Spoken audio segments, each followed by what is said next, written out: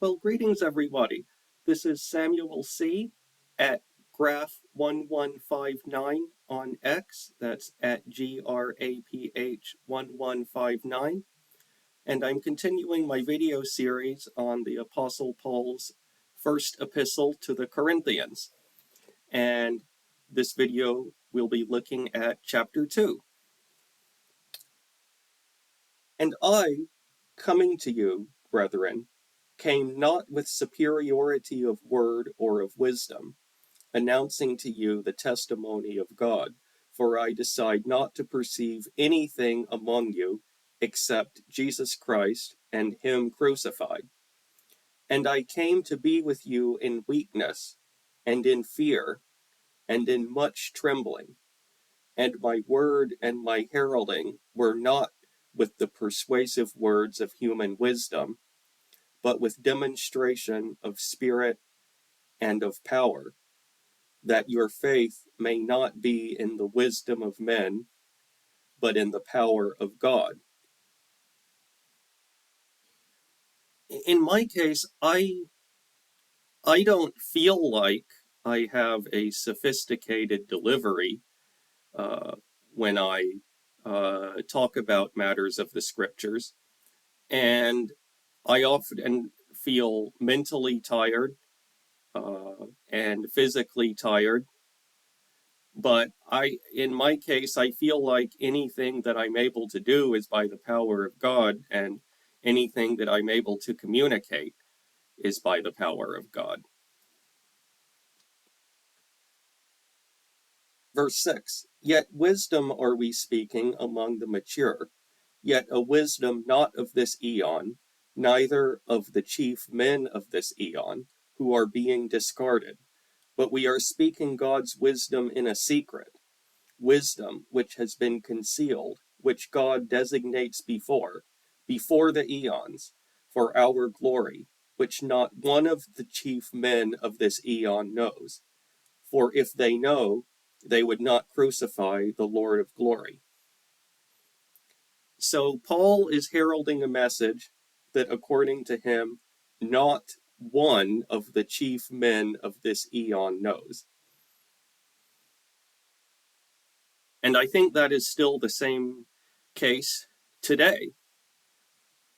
I don't hear anybody in the government heralding the message that I'm talking about on this channel.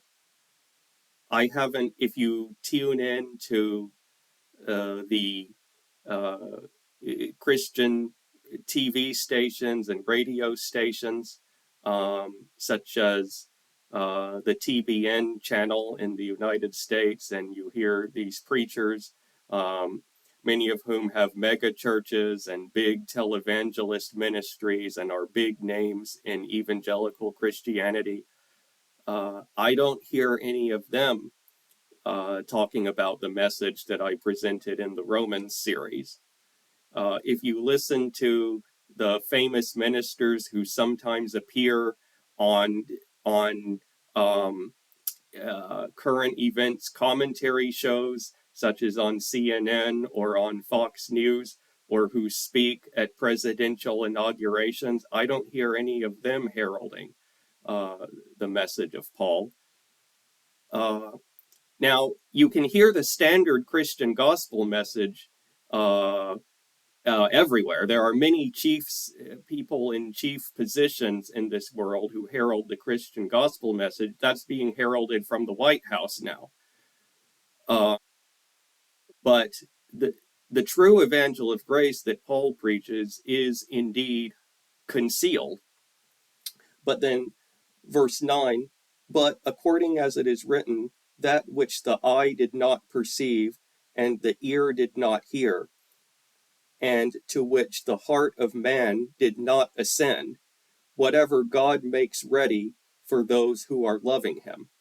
Yet to us God reveals them through his Spirit, for the Spirit is searching all, even the depths of God. So even though, in a sense, this message is concealed, God shows it to everyone who's appointed to hear it and believe it. And if anybody can believe it, it's only by the power of God. It's only by the Spirit of God, if anyone is able to believe this. And verse 11, for is any of humanity acquainted with that which is human except the spirit of humanity which is in it? Thus also, that which is of God no one knows except the Spirit of God. Now we obtained not the spirit of the world, but the Spirit which is of God, that we may be perceiving that which is being graciously given to us by God, which we are speaking also not with words by human wisdom, but with those taught by the Spirit, matching spiritual blessings with spiritual words. All of the religious language that you hear about in the Christian religion is ultimately human wisdom masquerading as spiritual insight. Like, free will is a big thing in the Christian religion. That's human wisdom. All these doctrinal terms that they have, Calvinism, the tulip, TULIP, Arminianism, dispensationalism, um, Trinitarianism. All of this is human wisdom trying trying to present the things of God. But the actual spiritual words and spiritual language is things that many people don't think about or don't exactly know what to make of. Like the Bible, there is no word in the original language scriptures equivalent to the word eternity. The scriptures speak of eons, ages, eras. But yet, if you talk to people and you talk about the eons in scripture, they'll probably say, what are you talking about? Even though when you're talking about eons, you're using spiritual words. These are the words that God chose to reveal his plans, and yet it will go over the heads of most people. They don't know what you're talking about. And so, Christians have these buzzwords that they latch onto. And ultimately, Paul draws a contrast between the spirit of humanity and the Spirit of God. The Christian religion appeals to the spirit of humanity to try to draw people into it. But those of us who believe the true gospel of grace taught by the Apostle Paul, I find that we have a different disposition from the people around us. There's something different, even though it's subtle in a sense.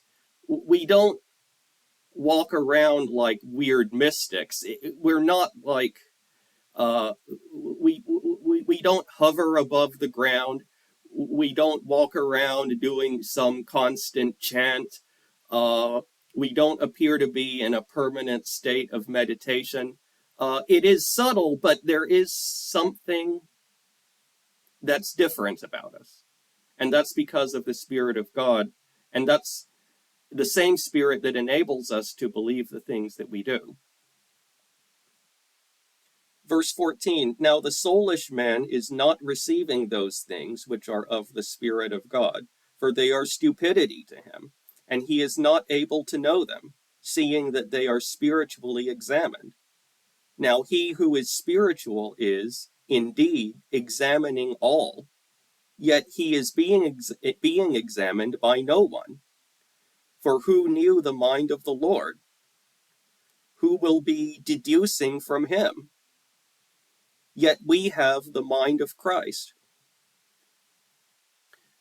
One objection that sometimes comes up to people who believe similarly as I do, objectors will say, well, you're trying to put yourself in the mind of God. You're trying to explain things that only God can understand. But then Paul says, yet we have the mind of Christ.